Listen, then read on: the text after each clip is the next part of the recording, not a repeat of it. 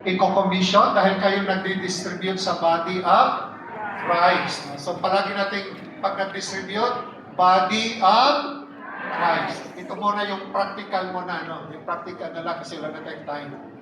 So, familiarity din ng mga vessels. Gamit natin.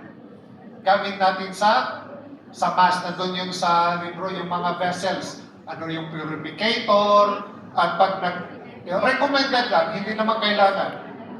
Pag nagbibigay kayo ng communion or especially doon sa blood, dapat meron tayong purificator. Alam niyo yung purificator? Alam niyo ha? Purificator. No? Kasi sometimes yung iba, ayaw ng kamay, di ba?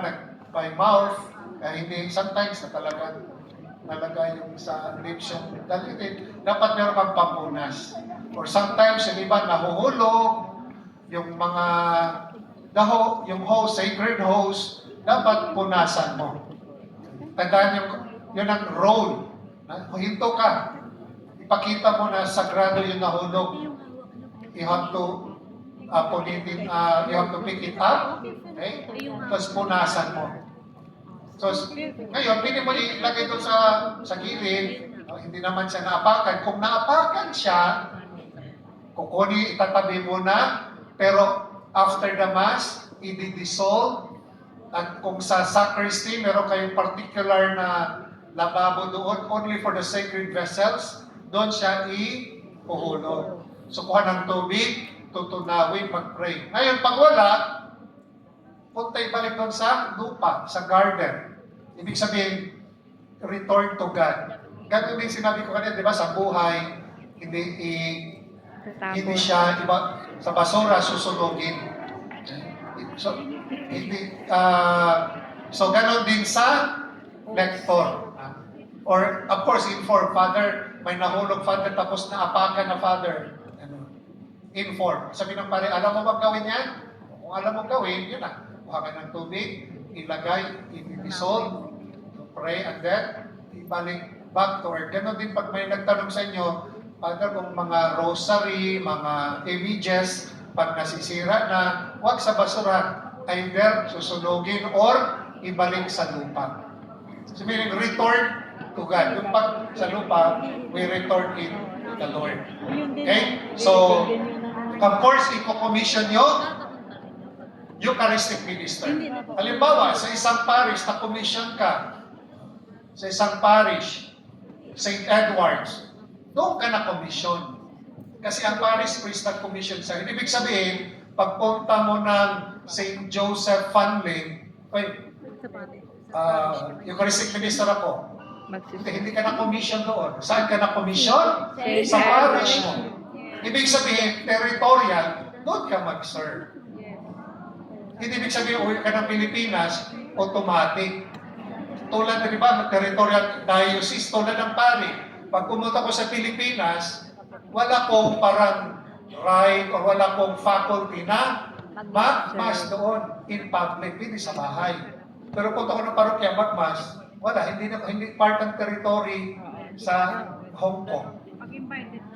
Unless ipakita mo or kakilala mo yung parish priest, pwede ka. O ganun din sa lector, commentator, Eucharistic minister, hindi automatic na commission ka dito, pwede kayo mag-serve doon. Kung saan ka na-commission, sa annunciation, doon yung service mo. Okay? So, para wala, naintindihan natin na, hindi, na-commission ako doon, lumipat yung amo mo. Di ba? Lumipat dito sa home hub. Hindi mo automatic. Kasi ang pari na-commission, kung sinong parish priest, siyang mag-commission sa iyo. Di ba? Kanino yung trabaho ng distribution ng bread, ng body? Sa pari. Kung pari na-commission mo ay sa annunciation, doon ka extension. Hindi naman ka kino-commission sa parish priest ng home hub. Okay? So, yun ang, okay, so may territorial. At dapat meron tayong devotion ng Eucharist. No? Ibig sabihin, tayo na, nandun ka sa Eucharistia. Okay? Kasi yun ang spirituality mo. No? Devotion to the Eucharist. Especially during the, di ba, meron normally may renewal tayo during the body and blood of Christ. Di ba? First communion. Pero that is a good time also para pagmitingan sa community, mag-renew din kayo as a Eucharistic minister doon sa maganda yung Corpus Christi. Hindi naman other days, pero mas maganda. Very meaningful kasi yung Corpus Christi kasi the body and blood of Christ. And proper attire. Kung saan tayo nga nagsisimba may proper attire, how much more doon sa nagbibigay ng communion. Sa tiwasan din natin, pag ipiyar Eucharistic minister, yung mapansin tayo, dapat ang mapansin ang Panginoon. Ibig sabihin, i-try natin na hindi mapansin, dami itong malaki ganyan, walang lipsticks, kapag ng kilay. Ibig simplihan, baka mamaya, nandun, tingin-tingin sa iyo, kasi nakuha ng kilay. Okay? May ganda naman ng earrings. Ibig sabihin, si Kristo ang mapansin, hindi ikaw. Kasi tayo ay nag-distribute. At yung iba tayo naman, turuan natin yung ating mga parishioner na pareho na ang tinanggap natin ay si Kristo, right? Sino naman nag-distribute, pareho lang yan. Iba talaga doon sa pare, haba pa, iba dito, wala na. Pareho lang yung si Christ, iba lang yung nag-distribute. Iba-iba lang yung distributor. But the same. So, i-respect natin as a body of Christ. Okay? So, devotion and attire and no self-communion. Di ba? Nag-communion. At ang nagsimpare, kasi nag-preside, kumakain siya. Pero pag the body of Christ, Eucharistic minister ako, body of Christ, ang pagkatapos wala, kuha ko kakain. Pwede ba yun? Yan ay no self-communion. Dapat, sabi mo sa isang Eucharistic minister, pupunta ka, kukuha ka. Hindi big sa kuha ko lang doon. Hindi pwede yun. Ha? So, no self-communion. And be observant also. Maging observant tayo. Na sometimes yung iba, hindi pala katoliko, linya. Alam mo eh, pag the body of Christ, pag walang may sagot, alam mo na yun. Baka hindi ito binyagan, baka dinala lang ito, may kaibigan, tapos sumunod, akala niya. So huwag mong bigyan. Or sigurado, are you Catholic? Pag hindi sumagot, na hindi katoliko yan. So yung mga bata, hindi ka sigurado na hindi pa, kasi may mga nag-first communion, liit pa. Pag hindi, body of Christ, hindi sumagot, nag-first communion ka na. Pag hindi sumagot, huwag mong bigyan. Ngayon, pag mag-complain, later, nag-complain, Father, pag nabinigyan, kasi hindi ko alam na parang, hindi ko sigurado. At trabaho ko to protect the dignity, the sacredness sa Eucharist. O katoliko ako, hintay ko, kuha ka doon sa tabernacle, the body of Christ. Ka na magtampo. Para sigurado, bigyan naman siya, tulad na nangyari doon sa St. Joseph. Hindi po sigurado, lumapit siya, pagkatapos ng pas, hindi bigyan. Kasi katoliko pala siya. Sometimes, mag-decide ka. Okay? Kasi tayo, ang EM, kayo yung protector to preserve the sacredness, the dignity ng Eucharist. Kung magreklamo yan, we can later on. And, di ba, nag-commission tayo, at ito na yung pwede natin ma-apply yung synodality ng simbahan. Di ba, naalala yung synodality? Kalimutan na, di ba? Participation, mission, community, di ba? Yung synodal church. Yun, di ba? Yung EM, nagbibigay ka ng communion. Ano? Why not try us also the parish priest para ma-apply yung synodality? Father, kasi may mga babayan tayo. Diba, sa Chunwan, ano malapit na hospital doon? Ha?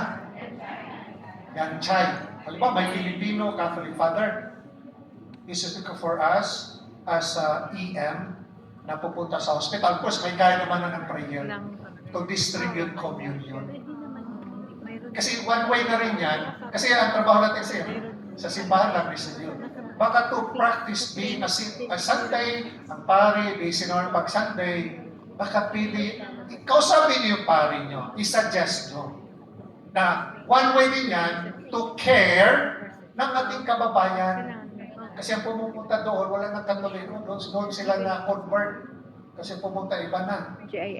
Tapos, mayroon sila karamdaman, wala malang bumisita, na taga-simbahan, may ibang taga-simbahan, doon siya natatouch, may bisita, lumipat na sa kabila.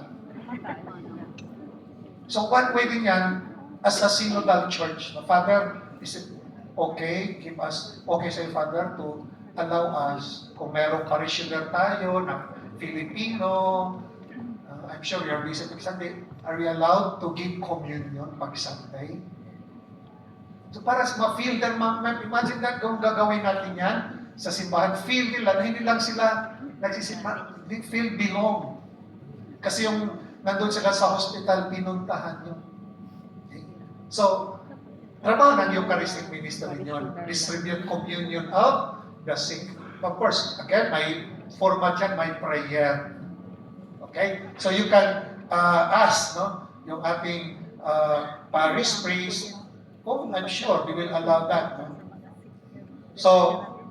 So ang duties ng EM, distribution ng Eucharist in the Holy Mass, at yung sinabi ko kanina, yung communion nga to the sick, doon sa hospital. Kung may kakilala din kayo sa... Pero may training yon, hindi naman automatic i-train. Hindi mamaya kung saan mo nilagay kasi sagrado yon. May training yon.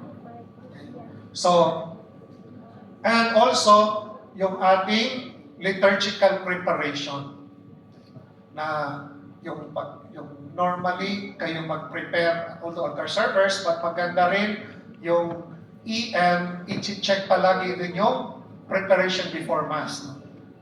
Dalawang kuha. Paglilinis ng vessels, may mga community dito, double species bread and wine. Although others, yung iba, pagkatapos ng chalice, meron sa side, sila yung naglilinis doon. Sila yung yung sa cup, nilinis sila with prayer. Tanda natin, dapat yung mga particles, yung mga sobra, dapat walang ilalagay doon, malinis. Okay? So, pag lilinisin yung communion cup. Okay?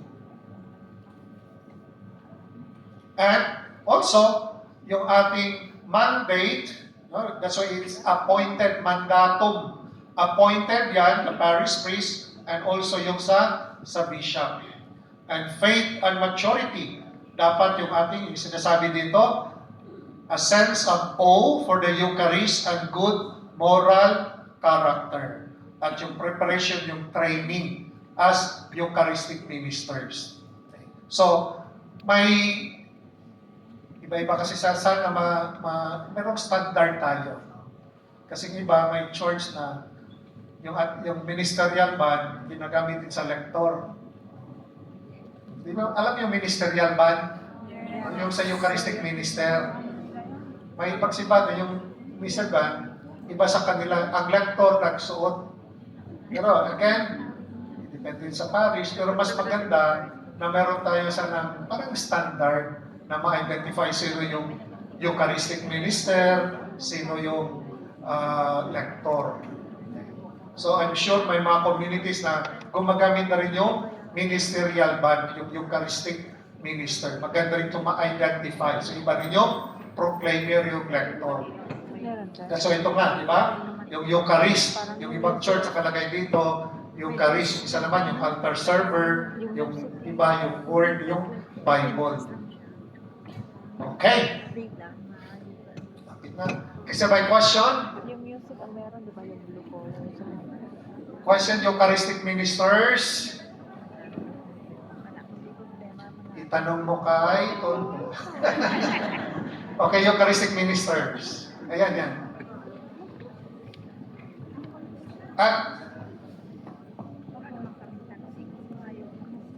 Good afternoon, Father.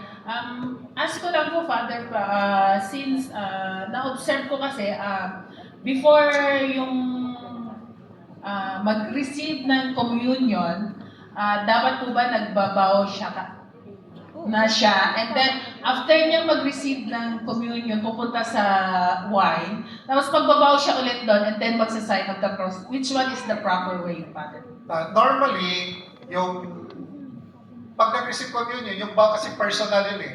Normally, tanggapin lang natin, the blood of Christ, the blood of Christ. Yun na yun, acceptable. The rest, hindi siya required para personal mo na yun. Pero mas maganda, sundin na natin na, although yung bahaw siya, pare-pare ka na, di ba? Pero nandun, imagine bahaw. Baka it takes time pa, palaging lahat ng magbabahaw.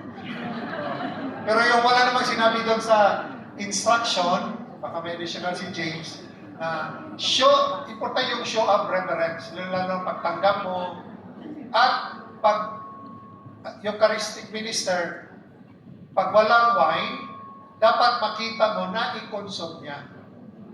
Huwag hindi bawal yan dalhin sa upuan.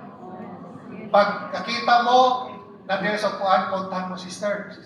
That's why kung may altar server sa gilid, ang altar server pupuntahan, yung consume that. Dapat, pag binigay ng body of Christ, i-consume. So yung vow, personal na yan. Pag sinabi lang doon, tanggapin mo, deep, doon ka na upo, mag-pray. Sa pag-upuan sa prayer. If I may add po, Father, siguro as an act of reverence, we bow, pero do not bow pag kayo na po yung will be the one receiving the communion. So bow, pag merong tao in front of you, then you bow. Huwag po yung magbibigay, baka mamaya umumpog pa kayo dun sa siborium ng pare. Diba? And the same thing with dipping in the blood of Christ, not in front of it, before kayong mag-dip, magbabaw. And also, no need for us to do the sign of the cross. Parang it's overly religious. Kasi we already received the totality of Christ within us. He's already in us. So, that's the perfect time for us to talk to Him in prayer pagkaupo na. At saka yung iba, again, personal, iba tinanggap, body of Christ. Itataas na. Wala na yun. The mere fact, tinanggap mo si Kristo, siya na yun. Hindi na yun yung picture doon or yung revolto. Siya na yun. Di ba? Para ba? Yun na. Hindi na siya, wala na. Or else, pinakita mo, ano ba mas importante? Hinawakan mo yung revolto. Ano ang importante? Yung hinawakan. Kahit ka na doon. Kahit ka, then, mabaw ka na lang doon. Kasi si Christ na yun. So, once na, again, iba kasi, ginawa nila. As in, mas makapangyarihan yun kaysa hinawakan mo. Hawak mo ang So, nakuha ba? Pero again, may ginagawa eh. Pero ito part of our education na para alam natin na hinawakan ko pala, bakit ganyan ko pa? Siya na pala to. Diba? Bakit ganyan ko pa? Parang mas kapangyarihan pala yun. Ito na eh. Cheers. Bobby, siya na. So dito na, Lord.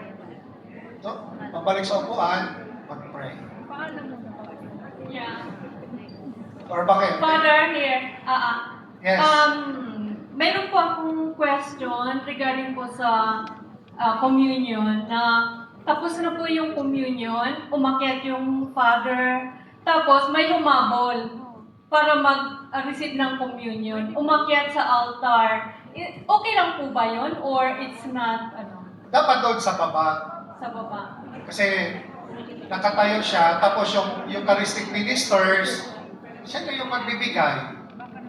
Kung may mga Eucharistic ministers. So hindi siya pwedeng maghabol para mag-receive? Hindi, the mere fact na tatayo siya, tapos that's why maging observant din yung Eucharistic ministers, baka bibigyan. Bibigyan siya. So that's why ang Eucharistic minister, trabaho natin, hindi lang mag-receive yun, but be sensitive also para may order. Imagine that kung lahat na lang pupunta doon. Okay, Father. Yes. Ano pong gagawin? Nag-CR yun. Kasi experience ko talaga yun. Nag-CR Na pa. Hindi na pa yung manghihi. bigay ako ng Eucharist, tapos hindi nag-amen yung nag-receive. Tapos ang ginawa ko, Ako ba na nga? hindi siya nag-amen, so sabi ko naman, amen. Sabi ko na, ako na lang, siya ang nag-receive, pero ako ang nag-amen. Tama ba yun, Father? Kasi nga, hindi siya nag-amen, Father, eh. Body of Christ, supposedly, Hindi, mag-response Katoliko. talaga siya Amen. ng Amen. amen. Correct. Eh, hindi siya nag-amen, Father. So, in my heart, sabi ko, amen. Ganun na lang ako, Father. So that's why, Is pag correct. sinabi ko, that's correct, correct din yun. Sabi ko kanina, are you Catholic? Ngayon, so, pag maraming pangyayari, you tell the priest, Father, maraming ganito, pwede ba ito? I-announce natin, Father. Kasi, yun nga, trabaho natin yan. Uy, Father, notice namin, may 5, hindi maganda. Baka maganda, sabihin natin sa commentator, during communion, pag sinabi ng Padre, the body of Christ, Amen. Pag hindi samagot, walang body. Pog. So, pwede naman yung binigyan mo, ikaw na lang sumagot. Ako, ganun din. Pag may nagbigay, Amen. Para mas... Kasi na-train nga tayo, that's why meron tayo first communion, tinitrain tayo para alam natin sino yung tinatanggap natin. That's why ang body of Christ, sabihin, I agree. Amen. Okay. St. Mary's. Father, yung itatanong ko kasi pagka nagbibigay kami ng communion, may usherette sa tabi namin na may hawak na purificator. And then pagka may na-drop na wine, usherette ang nagpupunas, okay lang po ba yun? Pwede na yun ang assurance para siya magpupunas doon. Ganon din po pagka may nahulog na. Pero pag yung sa host, normally ang Eucharistic minister kasi ang altar server, they are serving the altar. Hindi sila na-commission doon sa distribution ng communion. Kasi yung iba kasi yung nandin, normally, pwede ka magpunas, pero that's why for practicality, di ba? Mabilis sila magpupunas. Pero, That's why yung maganda talaga yung pag sa purificator, yung talagang spread talaga yung purificator. Kasi pag ganyan, ilang distance lang, mga ilang inches lang yan, may tumutulong talaga. So may spread mo. yes, Father, may spread po namin yung purificator, tapos beside may usherette po sa amin, may hawak din po siyang So pwede yung purificator na nag-serve. in case Pero may pag mahulog. nahulog, normally ang Eucharistic minister, Yes. Pero Father, minsan kino-consume na po namin immediately yung nahulog na pwede rin, pwede rin. Kasi kung hindi naman po madumi, then Yes. i-consume. So pag nahulog, pwede i-consume as long as hindi napakan, eatable pa siya, pwede yun. Thank you, Father. Okay? Sa likod, si Rosie, ayan, ito pa. Good afternoon, Father. Kasi po, meron kami kasama dati sa Catholic Center na he's been in the elderly center for a while. So, pag nag-visit po kami sa kanya, nagtatanong po siya na, Day, dalahan mo naman ako ng host kasi matagal na po hindi siya nakapag-kumas, communion po. So, sabi na rin, Kuya, hindi po kami allowed sa mga ganun kasi consecrate, sacred host yan na hindi naman basta-basta bibit-bitin mo na kung gano'n. Sabi ko, siguro pa, yung namin sa kanya na baka need mag-ask ng somebody to bring it for him. Correct. Kaya lang po, syempre, busy rin kami minsan. Pero parang wala po kaming idea kung paano po, pwede po ba allowed yung gano'n yung ordinary people lang po Yung yung EM yun. wala po kasi kami father sa Catholic Center sa Immaculate po, Father. Si Kuya Tito po, So, Father. yeah, you can ask the parish priest, Father, can you commission us? Kasi so, ang kuha natin, pag may mga masuggest hindi lang sa simbahan, but even outside sa simbahan, na makatulong tayo to grow sa sacramental life nila. Father, meron ganito, anong gagawin natin, Father? Or can you commission us, give us yung format, yung prayer, and then once a week, pupuntahan namin, magbibigay kami, pray, na tumisabay na sa hospital. Yun ang sinabi ko kanina, to become a synodal church. Pero kung may time si Father, pwede siya pupunta. Sa Tulpon yun, ano? Si Tino. Kung may time. So, i-suggest mo. Okay? Last question. So, last. Last question po. Hello po, good day, Father.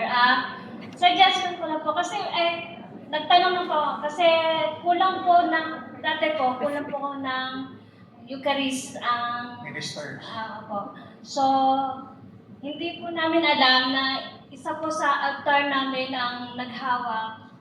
So, hindi rin alam ng liturgy core namin na siya ang maghahawak ng orchard. Parang siya po yung nagbigay ng Eucharistic.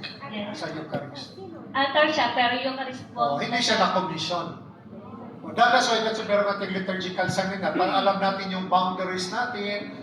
Altar, sir, hindi nga pwede siya magbukas ng kuwan eh. Kasi hindi siya na-commission. Ang pwedeng magbukas ay Eucharistic ministers. Ang altar, that's why altar server, doon lang siya sa altar. So, at least alam natin. So next time, that's why maganda sa community, mayroon tayong Eucharistic ministers para mag-distribute. Hindi yung altar servers. Pwede rin siya, i-commission ang pari. Father, pwede rin tayo commission natin ito yung altar server, maging Eucharistic minister. Okay? So, question. Sasagot si Ate Jo. Nagtanong po, Father, ano nyo? Tanong ko lang po, yung na-commission na EM, forever na po yan, until death. Until death do us part. Sana all, para kasi. So, normally, di ba, sinong nagko-commission? Parish priest. Kino-commission ko yung term niya. Kasi normally 5 years. Kasi after 5 years, nilipat naman siya. Iba namang pari, yung bagong pari, na naman commission. Kasi ang trabaho kanya, trabaho ng parish priest. Ini-extend lang tayo. So normally, yung, for example, sa Alcedai community, normally every 2 years sila, renew ng renew. Pero ang yan, kung term with father, 5 years, yan na, kasi siya na-commission. Bago ng pari, i-commission ulit kayo. Kung pari ay forever, forever. Forever.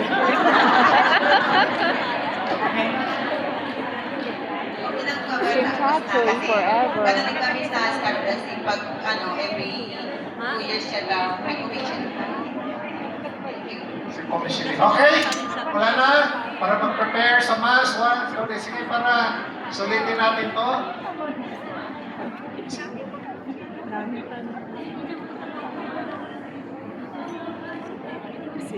Oh, thank you. Thank you, sister. Father, last question siguro. Regarding po sa altar servers, pwede po ba yung lector and commentator mag-prepare ng altars before the mass? No. Kung walang mag-prepare, pwede na, wala namang nag-prepare. Okay. Kung meron, kasi yung pag-preparation sa altar, of course, yung altar servers, Yes. trabaho nila. Pero, kung wala, hintay natin si Father. Okay, Father.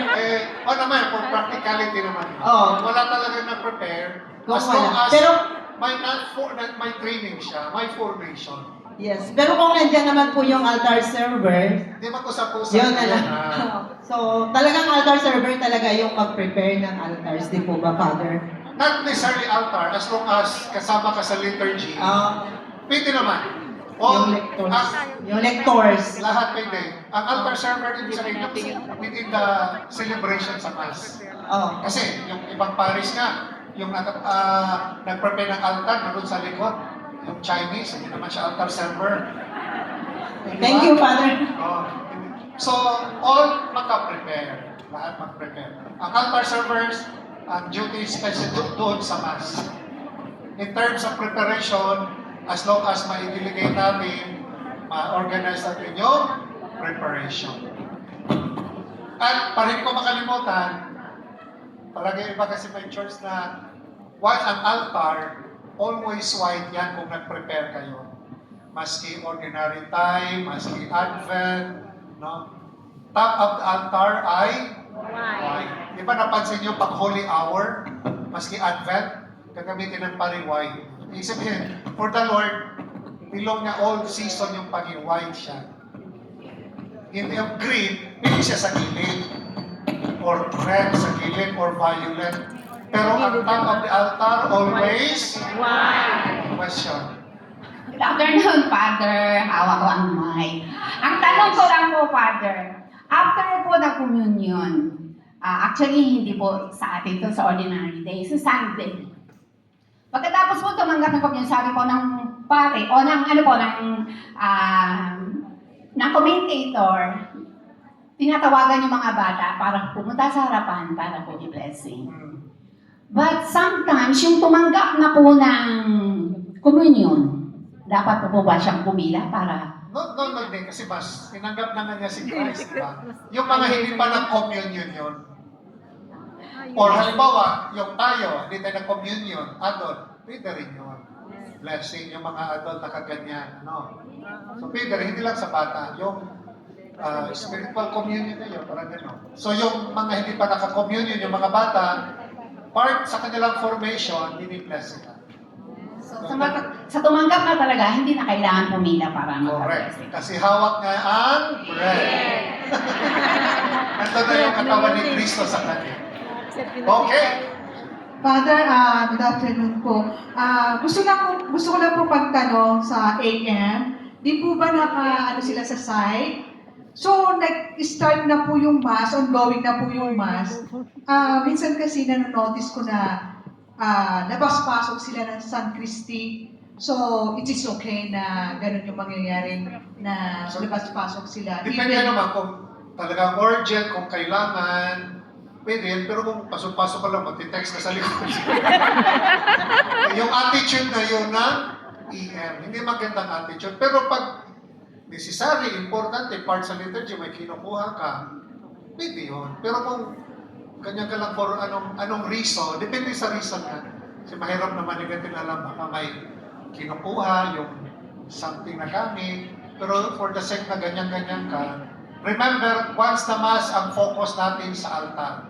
That's why, kung pwede less movement, the more no movement, the more nakafocus ang congregation sa altar. Thank you, Father. So, depende rin yun na bakit pumunta doon. Baka gusto lang pumunta.